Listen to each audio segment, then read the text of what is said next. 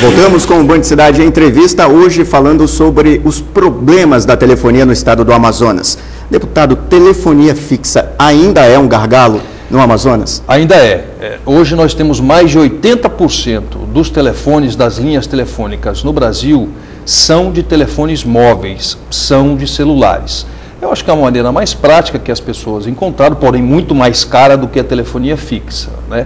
E algumas pessoas fogem também daquela chamada cobrança da assinatura mensal da telefonia fixa, que para a residência é R$40 e para o comércio passa um pouco de R$50. Nós já lutamos, inclusive, para acabar com essa taxa, que nós não encontramos mecanismos, né, para compreender porque anos após anos essa taxa vem sendo mantida. Mas ainda existem muitas pessoas que utilizam a telefonia fixa, principalmente as comunidades rurais. E nós temos percorrido os municípios, temos percorrido algumas comunidades rurais e não existe o cumprimento do que determina a resolução da Anatel. Comunidades com acima de 100 habitantes é obrigação da Oi ou obrigação da Embratel a instalação de um telefone fixo. É impressionante o descaso dessas empresas com relação à telefonia fixa nessas comunidades. E um detalhe, deputado, quando há, em muitos locais não funciona. Não funciona, é em péssimo estado de conservação, não tem manutenção. Quando o telefone apresenta algum tipo de problema, eles não sabem a quem recorrer, não tem a quem recorrer, não tem um representante da operadora no município ou, mais precisamente, na comunidade. Então, o que as pessoas fazem? Adquirem celulares, mas não existe uma obrigação legal das operadoras em fazer a cobertura das comunidades. Elas precisam cobrir as sedes municipais, não as comunidades. Para suprir essa carência da telefonia móvel nas comunidades, existe a questão do orelhão. Como o orelhão também não funciona, como o telefone fixo também não funciona, o que acontece? Eles pegam e caminham, às vezes 2, 3 quilômetros, como nós ouvimos os relatos da comunidade de Presidente Figueiredo, do Careiro Castanho, na comunidade do Ubim, ali próximo a Manacapuru, eles percorrem às vezes 2, 3 quilômetros com o celular na mão até conseguirem o sinal. Na comunidade do Ubim, Ano, nós escutamos um relato que eu pedi inclusive para que fosse gravado, para que a gente pudesse apresentar depois às operadoras. Uma mãe subiu à tribuna na Câmara Municipal de Manacapuru para dizer que na comunidade do Ubim, existem as crianças em idade de 13, 14, 15 anos que já estão presentes nas redes sociais.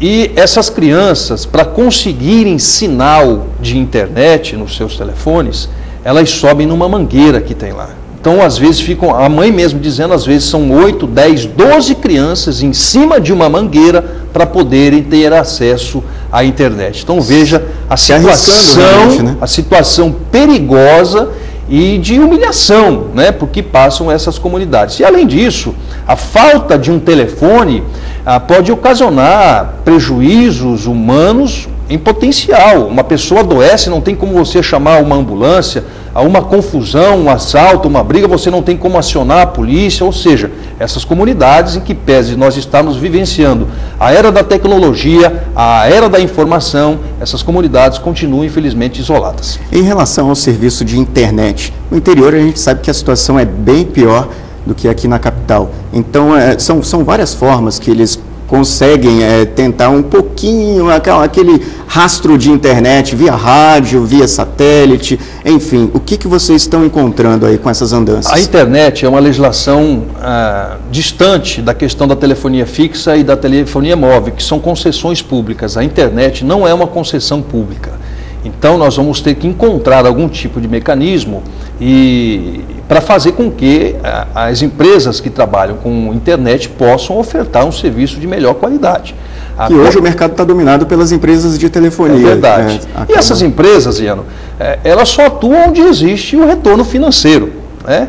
Estão presentes em Manaus porque existe o retorno financeiro. Mas, por exemplo, em Tapauá, eu recebi já reclamações de uma senhora que tem o pacote de internet, mas ela só utiliza 2 vezes ao mês e somente de madrugada.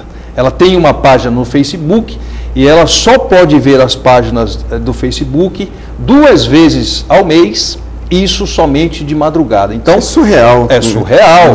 E ela contratou um serviço, paga o serviço e não tem a prestação do serviço. Isso não deixa também de ser um crime contra a relação de consumo. Então, tudo isso nós estamos averiguando, nós estamos apurando e vamos tentar, através desse instrumento, que é um instrumento próprio, particular do Poder Legislativo, chamar as empresas à sua responsabilidade. A CPI tem muita força, né?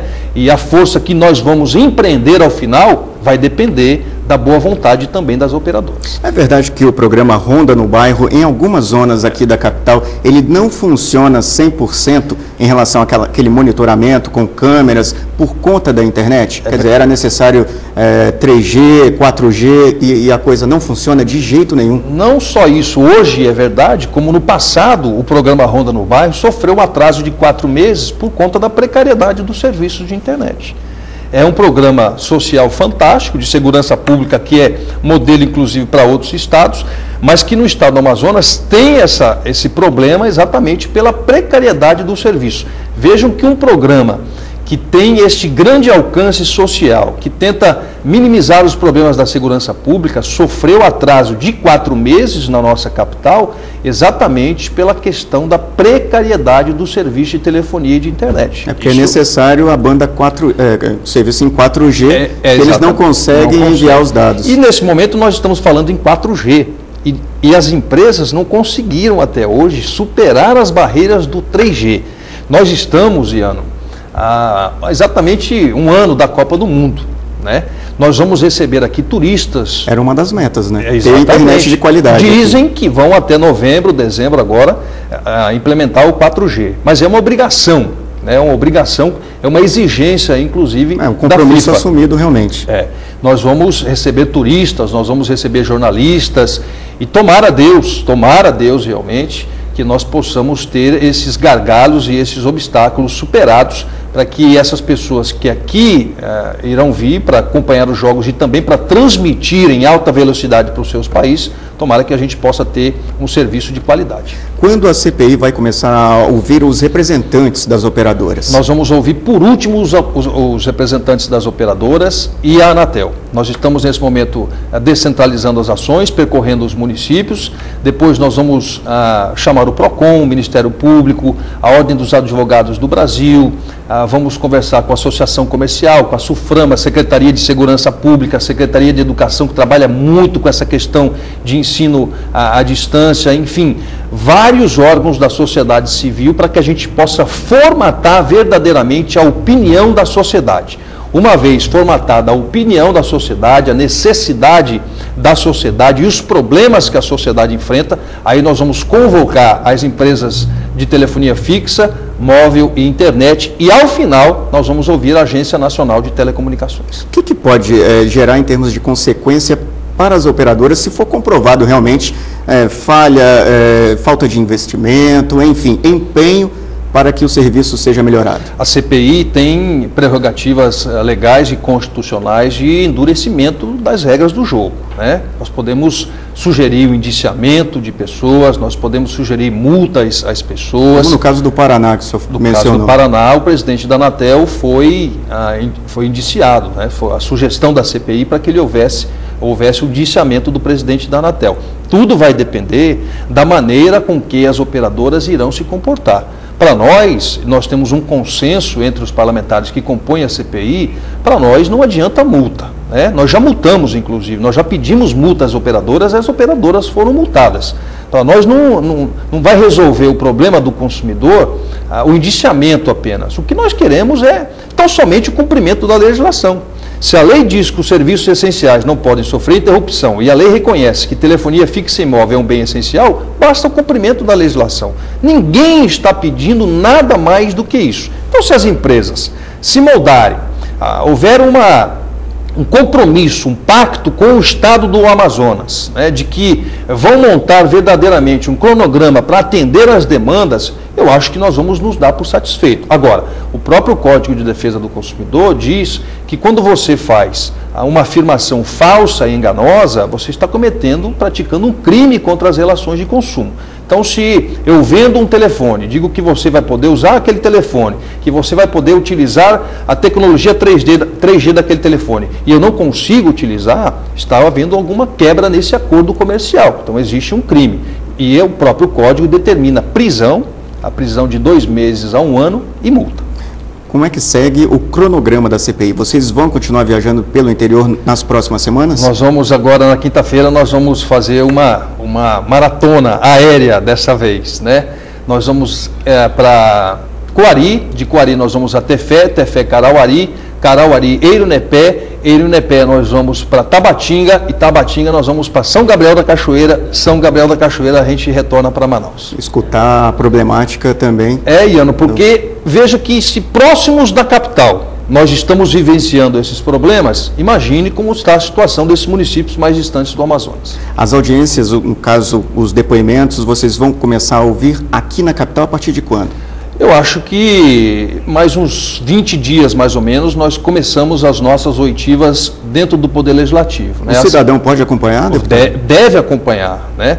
Porque não existe forma melhor de nós ouvirmos os reclames, sabermos da insatisfação do que ouvindo a população. A população tem um papel vital na confecção dos relatórios dessa CPI. Deputado Marcos Rota, muito obrigado por ter aceito o nosso convite.